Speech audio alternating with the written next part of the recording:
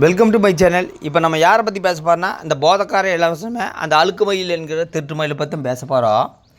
அதாவது நைட்டு 12 மணிக்கு உட்காந்துட்டு பிச்சை எடுக்கிற ஆளை எங்கேயாச்சும் நீங்கள் கேள்விப்பட்டிருக்கீங்களா? ஒரு சாதாரண கோவிலில் தட்டேந்திர ஆளுங்கூடியுமே நைட்டெல்லாம் தூங்குவாங்க. ஆனால் அந்த போதக்காரனுமே அந்த திருட்டு மயிலுமே நைட்டு 12 மணிக்கு உட்காந்துட்டு கொரியர் எழுதிட்டு இருக்கிறாங்கன்னா எவ்வளோ ஒரு பிச்சைக்காரராக இருப்பாங்க. அதாவது மக்களை ஏமாற்றணும் நிறைய பேர் திருந்தியாச்சாம்மா. நிறைய பேர் இவங்ககிட்ட பிரச்சனைக்கு சொல்கிறானுமா. இவங்க குடும்பத்திலே நிறைய பிரச்சனை இருக்குது. ஆல்ரெடி நான் சொல்லியிருப்பேன். ஏன்னா இவனுக்கு 2 தாரம், முதல் தாருக்கு பணம் கொடுக்குறதா இல்லை 2ஆம் தாருக்கு பணம் கொடுக்குறதான்னு இவங்க குடும்பத்திலே பிரச்சனை. அப்புறம் குடியினால் நிறைய பிரச்சனை இருக்குதாம்மா. டாஸ்மார்க்கெல்லாம் மூடிட்டாங்க. அப்புறம் குடிகாரரெல்லாம் பார்த்தீங்கன்னு வச்சுங்க இருக்கிறதில்ல. இல்லை சொல்கிறத பார்த்தா அப்படி தான் நிறைய பேர்த்துக்கு பிரச்சனை இருக்குது. ஒருத்தனை ஏமாற்றோன்னா எப்படியெல்லாம் சொல்லி ஏமாற்றலாம். நைட்டு டைம் காட்டால் 12 மணிக்கு புருஷனை பொண்டாட்டி என்ன பண்ணுவாங்கன்னா, எவ்வளோ ஒரு திருட்டு வேலையை பண்ணணுமா, எத்தனை பேர்த்த ஏமாற்றணுமா அதுதான் பண்ணணும். நான் ஒரு வீடியோ என்னோடய வீட்டில் ஒரு வீடியோ போட்டிருப்பேன்.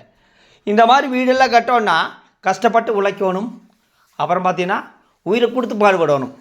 ஆனால் இந்த போதைக்காரனுமே அழுக்கு மயிலும் பார்த்தீங்கன்னா எந்த வித உழைப்பும் கிடையாது. அப்புறம் பார்த்திங்கன்னா வீடு வாசல் நகை ஆடம்பரமான கறி, அப்புறம் பார்த்திங்கன்னா குழந்தைய லக்ஸரியாக படிக்க வைப்பேன்னு சொல்லியிருப்பா. இதெல்லாம் எப்படின்னா அடுத்தவனை ஏமாற்றி அடுத்தவங்ககிட்ட கொள்ளையடித்து அந்த பாவத்தெல்லாம் சேர்த்துட்டு ஜாலியாக இருக்கணும். இதுக்கு என்ன பண்ணோன்னா மக்களை காப்பாற்றியாச்சு. எத்தனை பேர்த்து காப்பாற்றிருக்குறா? இல்லை அந்த காப்பாற்றுற லிஸ்ட்டெல்லாம் பார்த்தீங்கன்னு வச்சுக்கா, அதெல்லாம் கொடுக்க மாட்டா. ஏன்னா அதெல்லாம் ஃப்ராடு பித்தலாட்டம் எல்லாருக்குமே தெரியாதுங்க. ஆனால் இவங்களுக்கு மட்டும்தான் தெரியும், சில முட்டாளுக்கு தெரியும். அப்புறம் 2 நாளைக்கு உண்டான கொரியராமா. ஒன்றும் பிரச்சனை இல்லை. இன்னும் 50 லட்சம் பேர்த்துக்கு காப்பாற்றிட்டு நானும் பார்க்குறேன். ஒரு 8 மாதமாக நிறைய பேர்த்து காப்பாற்றியாச்சாமா. அப்புறம் லண்டனுக்கு அனுப்புவா, அமெரிக்கா அனுப்புவா, ஜப்பான் அனுப்புவா. ஆனால் கேட்டால் எனக்கு காலையிலேருந்து ஏகப்பட்ட வேலை அப்படின்னு சொல்லிவிட்டு பீலா ஊற்றிட்டு இருக்கிற ஒரு மோசடி தம்பதிகள் தான். 1ஆம் நம்பர் ஊழல்வாதி இவங்க தான் வச்சுக்கோங்க. ஆனால் இந்த பணமெல்லாம் இவங்ககிட்ட ஒருபோதும் தங்காது. நீங்கள் வேணால் பாருங்கள், இன்னொரு 3 மாதத்துலையோ 6 மாதத்துலையோ ஒரு சொகுசான பங்களா வாங்க போகிறாங்க. அப்புறம் நாங்கள் வீடு வாங்கியாச்சு அப்படின்பா. அப்புறம் கஷ்டப்பட்டு உழைச்சாமா. ஆனால் இந்த மாதிரி வாங்குறவனுக்கு தான் கதி அதோ கதி.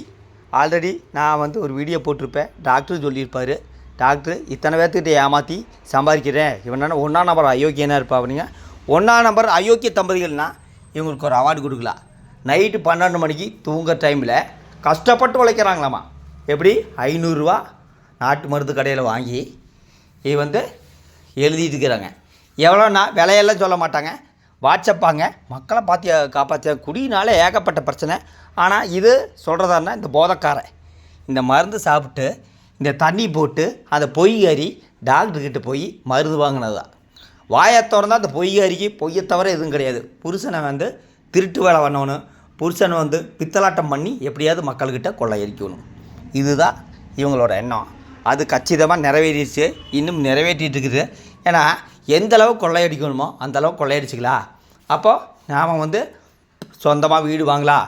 வேலை வெட்டிக்கே போகக்கூடாது. ஆயுஸ் ஃபுல்லாக எப்பவுமே வேலை வெட்டிக்கே போகாமல் உட்காந்துட்டு இப்போ யூடியூப்லேயும் வீடியோ போடுறதில்ல. கேட்டால் டைம் இல்லையும்பா. ஏன்னா அயல்நாட்டு அதிபர்கள்லாம் இவங்ககிட்ட மருந்து வாங்கினாங்களாட்டுக்குது. விரைவில் இவர் லண்டன் போவார். ஏன்னா லண்டனில் மக்களை காமாத்துறதுனால இவருக்கு ஒரு அவார்டு கொடுத்தாலும் ஆச்சரியப்படுறதில்ல. லண்டனில் 0 டிகிரி அங்கே ட்ரிங்க்ஸ் அடிக்காமல் இருக்க முடியாது. அதை இந்த போதைக்காரருக்கு தெரியுமா இல்லை தெரியலையே தெரியல. அங்கே கஸ்டம்ஸ் அதிகாரியெல்லாம் இருக்கிறாங்க. அந்த பொய்காரிக்கு அது தெரியுமா தெரியல. 10வது படித்த பெண்மணி தான் உட்காந்துட்டு கொரியரை உட்காந்துட்டு எழுதிட்டு இருக்கிறாங்க. நைட்டு 12 மணிக்கு டைம் வேறு காட்டுறாங்க. எல்லாம் என்னென்ன தெரியுங்களா? ஐயோ எத்தனை பேர்த்த காப்பாற்றுறதுக்கு கஷ்டப்பட்டு உழைக்கிறாங்க. அதெல்லாம் கிடையாது. 500 ரூபா மருந்து 6000 10,000 வரைக்கும் விற்றுட்டு இருக்கிற ஒரு மோசடி பித்தலாட்ட தம்பதிகள் தான். இந்த காசு இவங்களை அடியோடு அழிக்கும். கண்டிப்பாக இவனுக்கு கொடிய நோய் தான் வரும். ஏன்னா ஒருத்தர் ஏமாத்தினா அப்படி தான் வருங்க. நோய் வடிவில் தான் வருங்க. அது இந்த போதைக்காரருக்கு நல்லாவே தெரியும். முடிஞ்ச அளவுக்கு எப்படியாவது கொள்ளையடிச்சிடலாம். ஏன்னா பண தரித்திரங்களை பார்த்துருக்குறேங்க. இந்த மாதிரி பண தரித்திரங்களை நான் எங்கேயுமே பார்த்ததில்ல. யூடியூப்பை எதுக்கு பயன்படுத்தின வரும் சப்ஸ்கிரைபரை கொண்டு வர்றா. அந்த சப்ஸ்கிரைபரை வியாபாரத்துக்காக யூஸ் பண்ணிவிட்டு அவங்கள முட்டாளாக்கிட்டு ஏமாற்றிட்டு சுற்றிட்டு இருக்கிற ஒரு மோசடி தம்பதிகள் தான். ஒரு வந்து வெளிப்படைத்தன்மை வேணும். அந்த மருந்தோட விலை சொல்கிறதில்ல, அந்த மருந்தோட பேர் சொல்கிறதில்ல, வாட்ஸ்அப் வாங்குறது, அந்த வாட்ஸ்அப் கால் தான் ஒர்க் ஆகு, அந்த ஃபோன் ஒர்க் ஆகாது. அந்த மாதிரி ஒரு திருட்டு தம்பதிகள் தான். யூடியூப்பில் எத்தனையோ தம்பதிகள் நான் பார்த்துருக்கேங்க. விதவிதமான கண்டென்ட், வித்தியாசமான கண்டென்ட். அப்புறம் காலையிலேருந்து சாயந்தரம் வரைக்கும் வைக்கிறாங்க. எப்படியெல்லாம் மக்களை ஏமாற்றிட்டு, மக்களை முட்டாளாக்கிட்டு, அடுத்தவனை ஏமாற்றிட்டு சம்பாதிக்கிற ஒரு மோசடி தம்பதிகள்னால் அந்த பொய்கரியுமே, அந்த போதக்கார என்கிற இளவரசனுமே நாம் சொல்லலாம். 12 மணிக்கு உட்காந்துட்டு கொரியர் எழுதிட்டு இருக்கிறாங்களா இருக்குது. ஒரு பிஸ்னஸ் பண்ணுறவனு கூடி அப்படி பண்ண மாட்டாங்க. எந்த அளவுக்கு என்ன அந்த அளவுக்கு பண தரித்திரங்களாக இருக்குது. பணம்னு அலையிறாங்க. இது வந்து நான் ஒவ்வொரு வீடியோவில் ஏன் சொல்லிட்டு இருக்கிறேன்னா, அந்த மருந்து வாங்கினோம்னாலும் அதோகதி தான். நீங்கள் ஒரு மெடிக்கல் ஷாப்லேயே அதிக விலை கொடுத்து யாருமே மருந்து வாங்க மாட்டாங்க. ஆனால் இந்த போதக்காரனுக்கிட்டையுமே, அந்த பொய்கறிக்கிட்டையுமே மருந்து நீங்கள் வந்து வாங்குறீங்கன்னா உங்களை விட ஒரு முட்டாள் எதுவுமே கிடையாது. அந்த மருந்து சாப்பிட்டு குடியிலேருந்து விடுவெல்லவா முடியாது.